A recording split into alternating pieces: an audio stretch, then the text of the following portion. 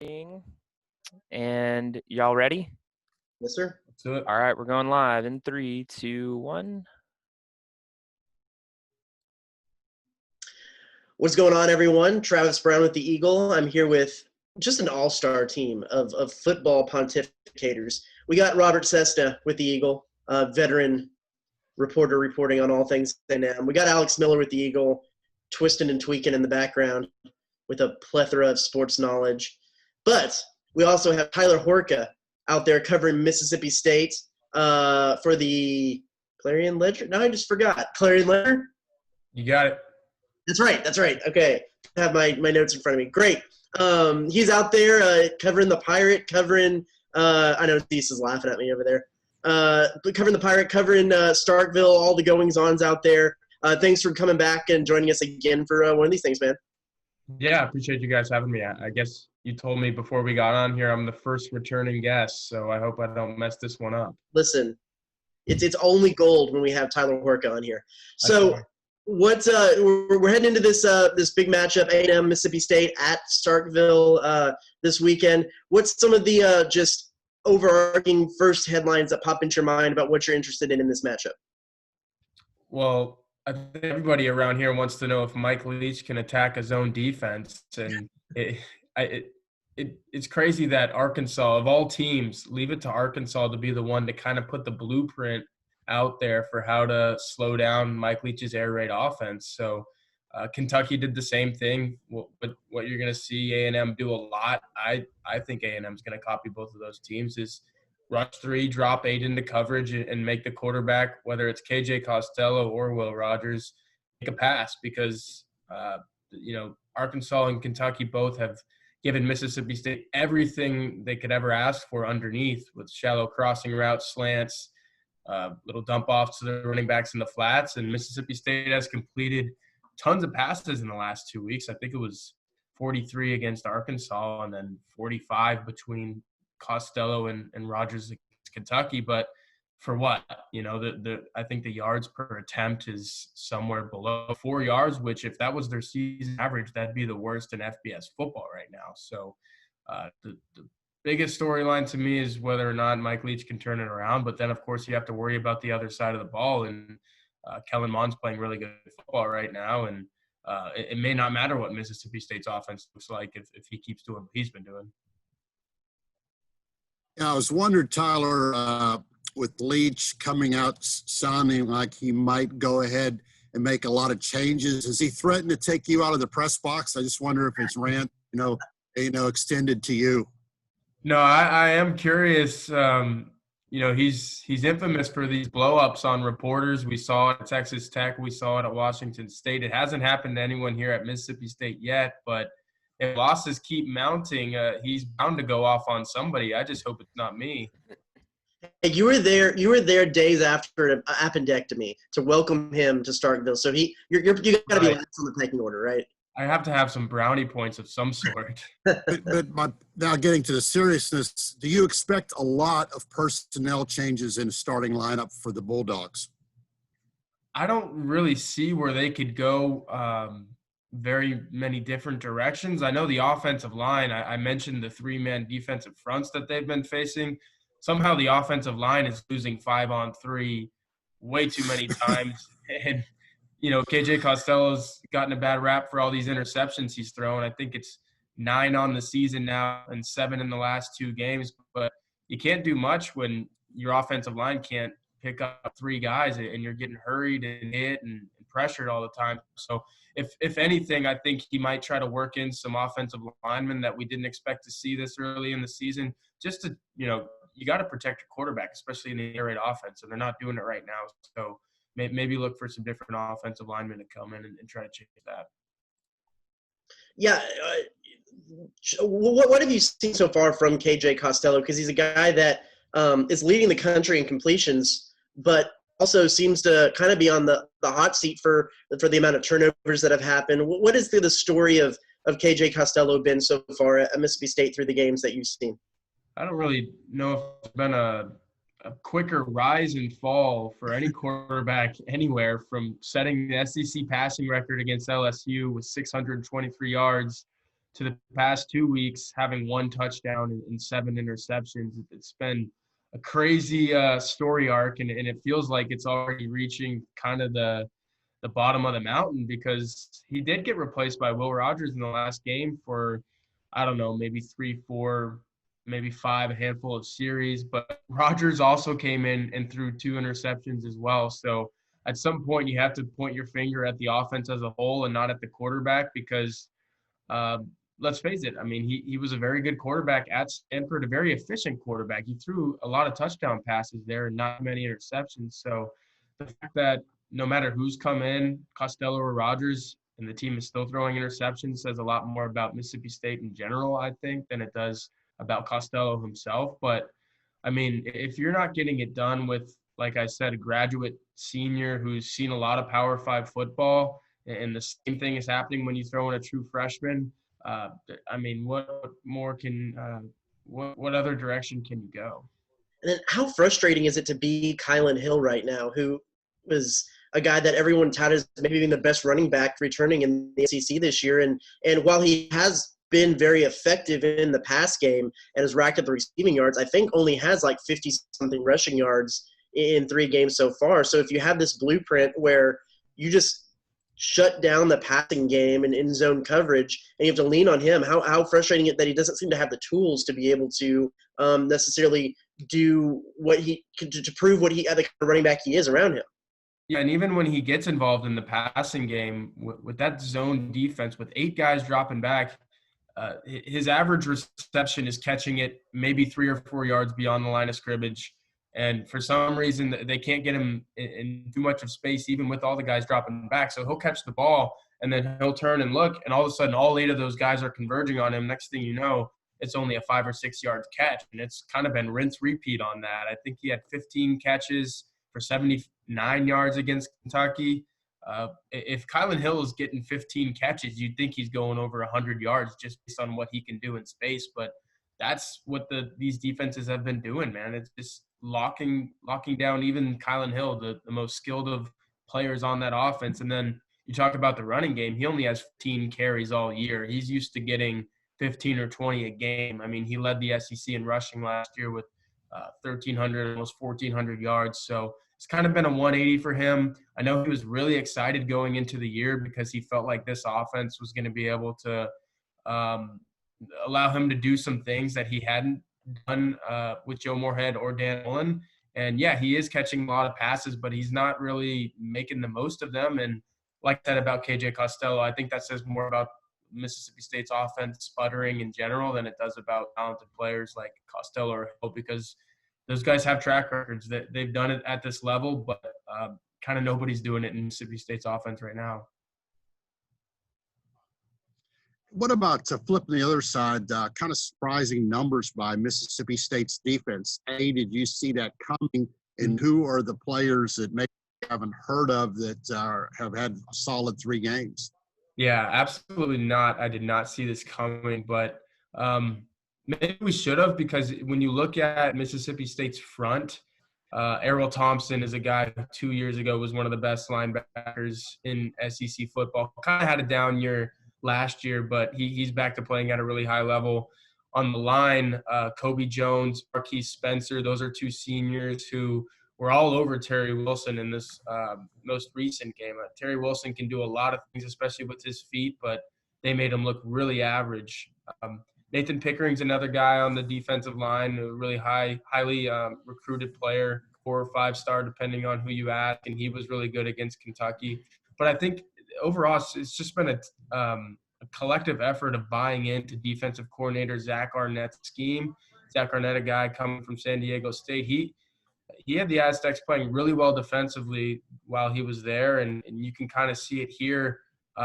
Mississippi State's defense, tons of stunting, tons of twists and turns on the defensive line, kind of keeps the opposing quarterback guessing. And then on the back end, I think those guys have really held up. It was really inexperienced secondary coming in, a lot of questions about them, but I think the defensive line and the linebackers have played so well, it's kind of eased up the pressure on those guys on the back. And when they have had to make plays, they've stepped up. The 2 touchdowns against Arkansas, the only 2 touchdowns they gave up in that game, were blown assignments. That's what you expected out of the Mississippi State secondary coming in. But overall, I mean, they held Kentucky to 157 yards and lost the football game. I don't think you can put the fingers at the defense. What is the like we've mentioned, it's one of the craziest starts to a coaching era at a school anyone can think of. What is the fan base's thoughts of the hire right now? Because I'm sure it's pretty split. I'm sure it could be pretty interesting. Yeah, I mean, look, you're 1-2, and your biggest rival up the road in Ole Miss is also 1-2. But if you look at those two hires and the way the fan bases are feeling about those two hires, Ole Miss fans are loving everything that's happening in Oxford right now because you hired Lane Kiffin to kind of turn the offense around and wow people, and he's going to get recruits because kids are liking the way they're playing. And look, they just scored 48 points against Alabama and put up more yards than anybody has against Nick Saban while Nick Saban has been at Alabama. But then you come down to Mississippi State and you hire Mike Leach to do the same thing Lane Kiffin's doing up there, turn around the offense, kind of put some eyes on this program and make this a place people want to play. I mean, this is the first time Mike Leach's offense as a head coach has never produced a score, a field goal, or a touchdown. They didn't score any points against Kentucky, and against Arkansas, the offense wasn't much better. So it's kind of the way you're losing. You're losing in a fashion that fans didn't expect, that fans don't want Mike Leach to be – I mean, Mike Leach is the offensive guru, right? They're losing because they can't score and they can't move the ball. And I wouldn't say the fan base is already out on the hire, but it's a little frustrating for them because this isn't what they expected. Do you think is there some leeway in the fact that with a complete 180 and necessarily the way that you're doing offense right now, that he has a little bit of time to get his players in there? Granted, he brought in a quarterback with him, but to be able to revamp the offense more in his image, or is the expectation that this is a guy who needed to be able to do it quickly? No, I think there's definitely a lot of leeway. You would have liked to have seen what they did against LSU carry over, but look, LSU just lost to Missouri, so maybe that win wasn't as big as everyone thinks anyway. This is a strange season. This is a weird season. Leach didn't have the time or what he thought he was going to have to implement his system. So whatever happens this year, they could go 1-9 probably, and people are going to give him his time. Now, if it doesn't look great next year with one of the highest rated quarterback recruits Mississippi State has ever had coming in, a kid out of Lubbock, Texas, where Leach obviously has some roots, and a couple really highly rated 4-star wide receivers coming in, like you said, he's going to be getting his guys. So if the offense still looks the way it does and it can't beat his own defense, and I do have confidence at some point Mississippi State's going to be able to go downfield against the zone, and they're going to be able to pick up the yards on third down. They were 5 of 17 on third down last week. It was not any good. I think that'll turn around because, like Mike Leach said after the Arkansas game, if rushing 3 and dropping 8 was, some extraordinary concept, he would have been out of business in the air raid a long time ago. He'll get it fixed, and I do agree with you that personnel might be a lot to blame. Anytime a coach comes in and these aren't his guys, it's just kind of trying to make it work at first, and right now it's not working.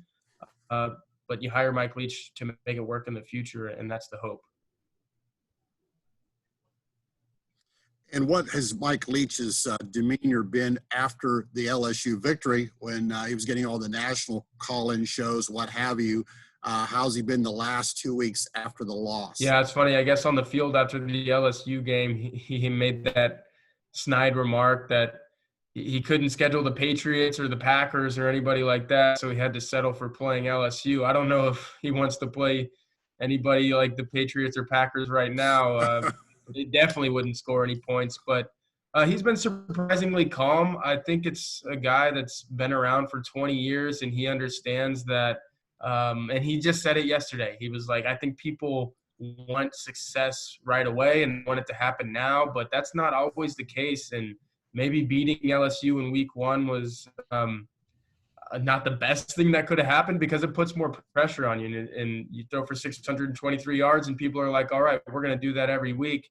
Not necessarily the case, especially being at a a new school and trying to do it, like I said to Travis, with guys that, these aren't his guys. So he's been calm.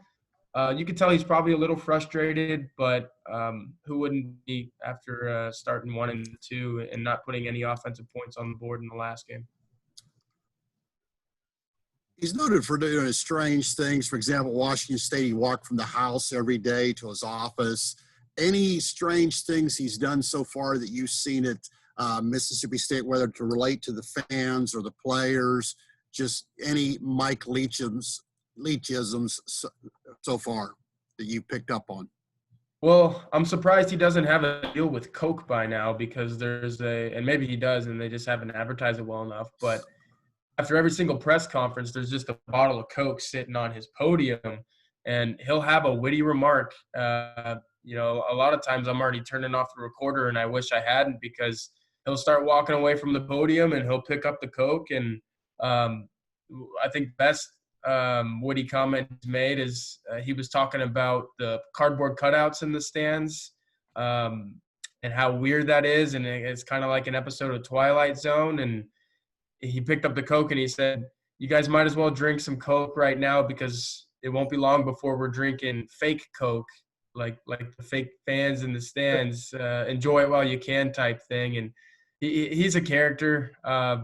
You can count on at least one off the cuff, off the wall quote per press conference, and if it doesn't go over well online on page views or whatnot, it'll go well on Twitter. So he's always good for that.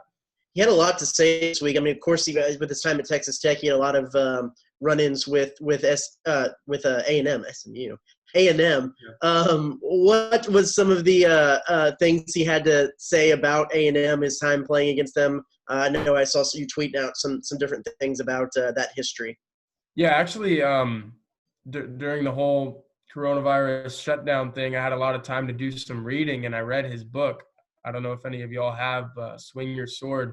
In that book, he talks really fondly of playing against A&M. He says that playing at Kyle Field is his favorite place to play as an opposing coach, just because you guys know all the reasons. It's a gigantic stadium. It's really loud. The fans are as passionate as any in college football. And yeah, yesterday he called Kyle Field the Carnegie Hall of college football stadiums. So a lot of respect for the program, the passion, and with Texas A&M being ranked as highly as they are right now, I think number 11 in the country, he'd obviously love to beat them. I don't know if he ever did back in the day when A&M was that highly ranked, but he's got the opportunity this week, and given the way things are going, it'd be a huge win for Mississippi State.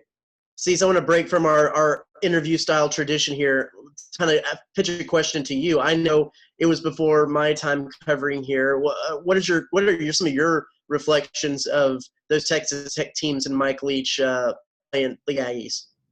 Well, I think we mentioned the last time I was on this show, but it's not a secret that I went to the University of Texas, so I was rooting against Mike Leach for that entire decade, especially when those teams played.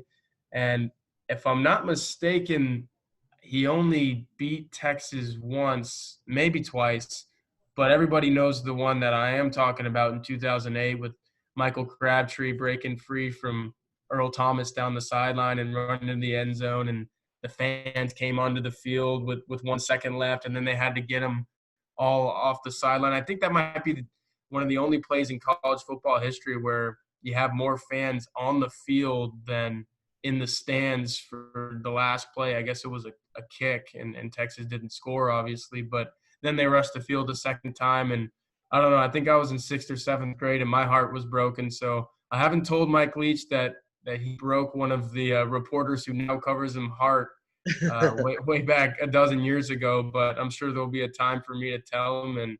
And those years were that's the best era in Texas Tech football history, and that was the best season in Texas Tech history. So I think that's another thing that gives Mississippi State fans a lot of hope, is that at Washington State, Texas Tech, he led those two programs to 11-win seasons, never been done before at either program. So they know the sky is potentially the limit, but right now it's going to take a while to get there, it looks like. Yeah.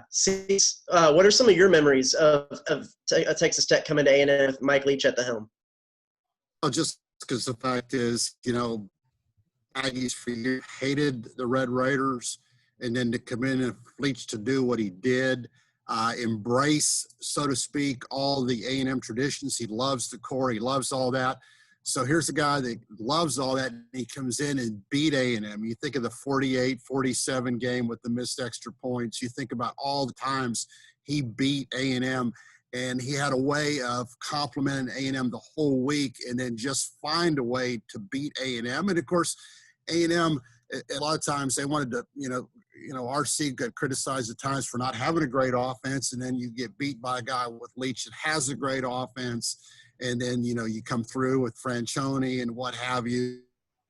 You always think about the one time they did beat him near the end when they went up to Lubbock and Sherman. They just absolutely killed them. And that was a great quote about your fat girlfriends. Mike Leach is known for something. And when he played A&M, he seemed to be at his best. Let's place it, the Kingsbury, the quarterbacks he had. And Aggies certainly remember that. And now they, quote, have the upper hand going into this game. They'll still have to go do it. But a lot of Aggies, when you mention Mike Leach, are not too happy. I can remember going to one A&M Tech game as a kid. I went with my dad, and Tech was winning by at least 2 scores, and they had the ball at the 2-yard line, and there was less than 10 seconds left. And everybody just thought the clock was going to – the game was over. There was no way A&M was going to win. And Mike Leach ran in the ball with 2 seconds left and ran up the score. It was pretty funny. I remember my dad he had some choice words for Mike Leach's coaching decision in that final moment. That's a memory I have of Mike Leach as a kid. And I do remember after that 2008. Yeah. I'm sorry. Go ahead, Robert. No, you go ahead. Yeah, I was just going to say kind of a memory of hating on Leach as well.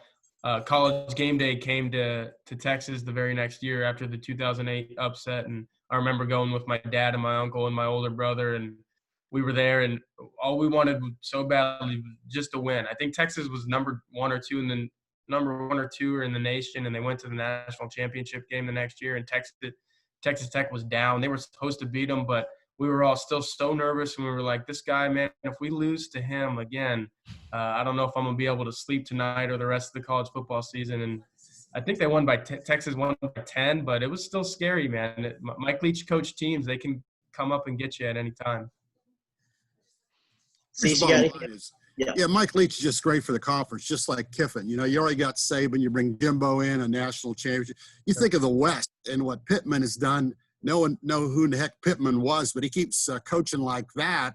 Arkansas will become relevant as well. And, of course, Gus Malzahn, they'll fire him every time he loses. So you just think about the characters we have, the coaching subplots we have.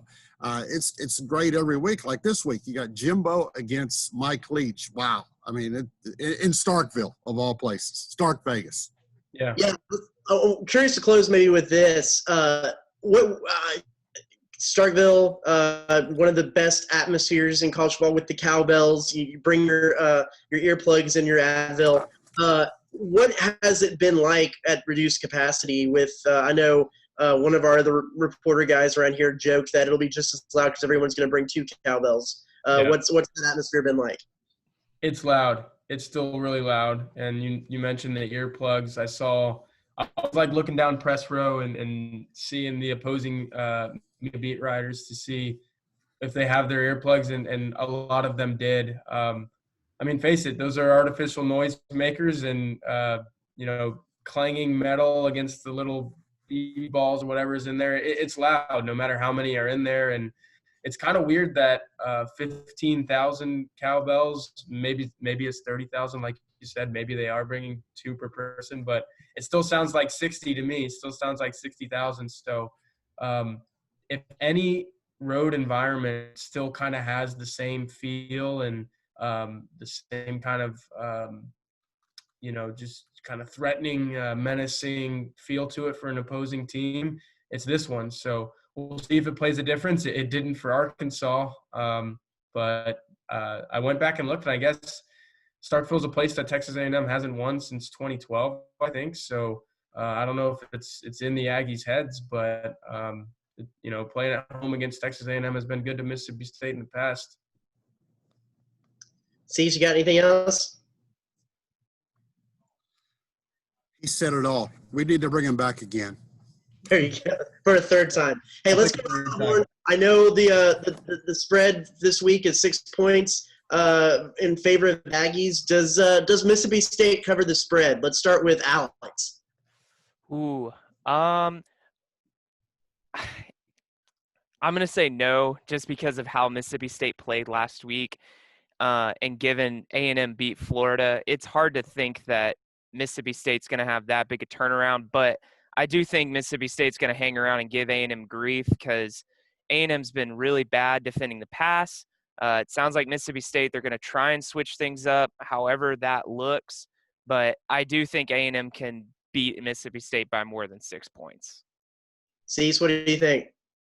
Usually I hate making predictions early because I try to break everything down. My gut says right now that no, because Mon and the offense is doing too well, even with Chapman out.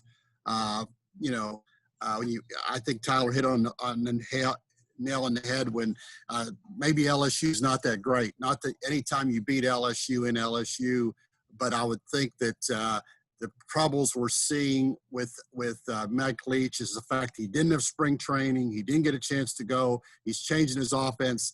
I think they're going to struggle throughout the season.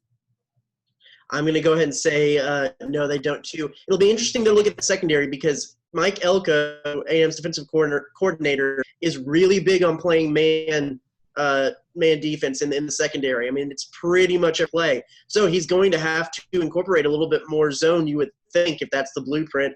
Or you're going to see him say, well, we're going to be stubborn, and this is the way we do things, and we're going to beat him that way. So that'll be an interesting thing. But I think turnover will be the key difference, and Mississippi State won't cover. Tyler, we'll put you on the spot. Yeah, Mississippi State's turned the ball over way too much in every single game they play. They turned it over 4 or 5 times against LSU and still won. So I don't think that's going to work against Texas A&M. Texas A&M is playing too well offensively. You mentioned the man defense. I am interested to see who's more stubborn, Mike Leach or Elko, because as we know, Leach is a very stubborn guy, and he still threw the ball 70 times last week, even though it wasn't churning out the yards. So I think A&M covers. Mississippi State could keep it to like a 10-point game, but I think that's best case scenario. A&M's playing too well, and I think you guys are finally seeing everything materialize under Jimbo Fisher, and this could be a pretty good year for him. So I've already messed up and almost not gotten your paper right, and then referred to A&M as SMU. So why don't we close this out with you saying where people can find your work and get a hold of you? Yeah, go ahead and go to Clarion-Ledger.com. You'll see all kinds of articles and pregame content there. And then for witty Mike Leach quotes and other stuff like that, you can find me at TB Horka, Horka. I almost messed up my own name there, Travis, so I'm right there with you on Twitter. And, I'll be keeping you guys updated all the way up until game time. And you've got, somebody who's making you, custom cartoons for your mailbag and stuff. Yeah. So, it's pretty legit what you got out there. Yeah, that's our old cartoonist, Marshall Ramsey, who used to work for us at the Ledger. He's really good. He's been a staple in Mississippi for much longer than I have, so I appreciate Marshall for drawing that up. It's a really good one. That's cool. That's cool, man. Well, thanks so much for joining us. Be sure to check his stuff later in the game. Check theeagle.com, and we'll talk to you again after the Aggies play Mississippi State in Starkville. Thanks, everyone.